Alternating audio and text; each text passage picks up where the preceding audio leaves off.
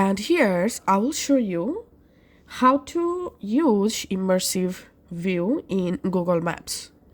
First of all, we have to update our Google Maps app.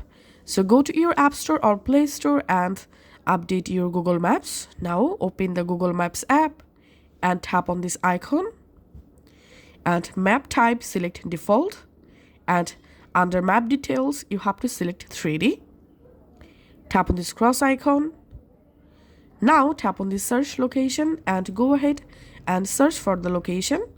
In my case, I'm selecting here Eiffel Tower. And here you find this immersive view. All you have to need to tap on immersive view to view the exact location in immersive view, just like so.